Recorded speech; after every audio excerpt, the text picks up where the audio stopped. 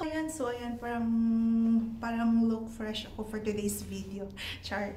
So ayan, for today's video, wala naman akong ibang gagawin kundi share ko lang sa inyo ito si Mamoro Goat Milk Exfoliating Bleaching Scrub. Ayan. So nakita niyo ba siya? So yung produktong ito kay Madam Kilay, which is siguro kilala niyo naman po si Madam Kilay. Isa siyang Filipino vlogger, naka-vase.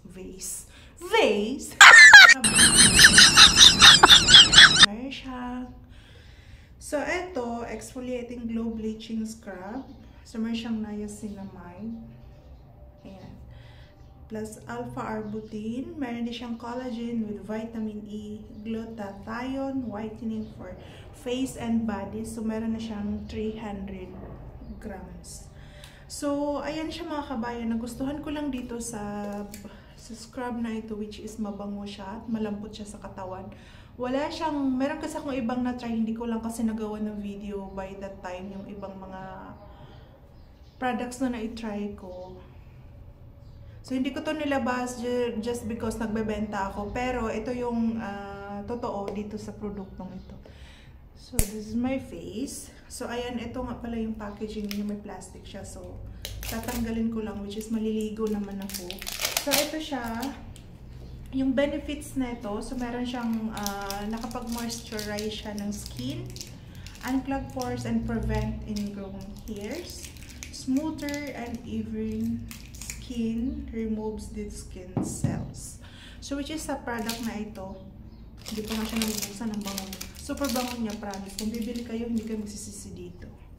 So ito siya, ayan, natanggal na nga yung, may cover siya ha. May cover po yan siya. So, ayan. Ito yung cover. Ang bango. Ayan, nalagay tuloy sa ilong ko. So, ito siya. Ayan. Gaganyan mo yan siya. It's super sticky. Hindi siya nalalaglag as in. Talaga. Kung tingnan nyo malapitan, that's my face. Ayan. So, meron akong mga onti-onting pimples. So, since na maliligo naman ako, ito pwede po yan siya sa 12 years old. Ayan, pwede siya sa 12 years old pataas, lactating mom and breastfeeding mom. Wala po to siyang bad side effect. So, ito siya, tignan mo. Ayan. So, maglalagay ako dito sa aking face. So, since maliligo naman ako, so, pwede mo to siyang ibabad sa face mo within 5 minutes lang.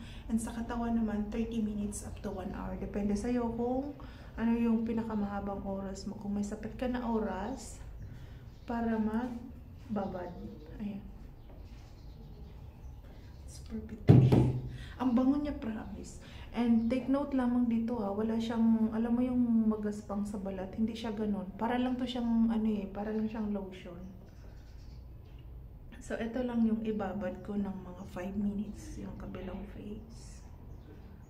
Ayan. Parang, nangyari? Para akong kung mag-Halloween pa naman. Ang hirap talaga na pag mag-isa ka sa bahay, naboboard ka kung ano yung naiisip. Ayan. Ang lamig niya sa face, promise. So, ayan. Maganda naman to siya. Na-try ko na to eh. Siguro kung napanood niya yung mga last videos ko, meron akong nagawa na ito na video eh. Ang kagandahan lang kasi nito, it's super duper bango siya as in. So, magta-timer lang tayo ng mga 2 minutes. Ayan, 2 minutes lang. And then, pwede na natin i-wash yung face natin. So, it's 4:27. Ayan. So, mga 29 or 30. Pwede na natin siya i-wash. Ang bango niya pati kasi sa tapos it's super smooth. As in.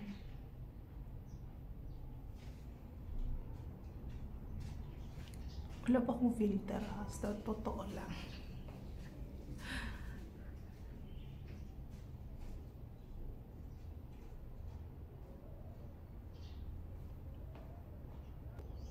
So, ayan, we're done na po within 2 minutes na. So, mag-wash lang ako ng face. So, hindi ko na kayo madadala sa CR kasi wala akong stand doon.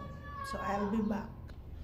So, ayan, tapos na ako mag-wash ng face within 2 minutes dito sa scrub na ito. So look at the, ayan siya yung done. Ito naman yung Godiva. So yun lang for today's video.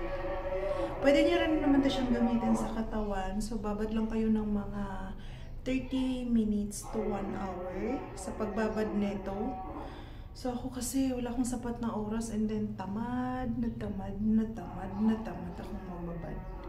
So yun lang, kinagandahan lang kasi dito is hindi siya magaspang sa katawan, promise. Try nyo lang.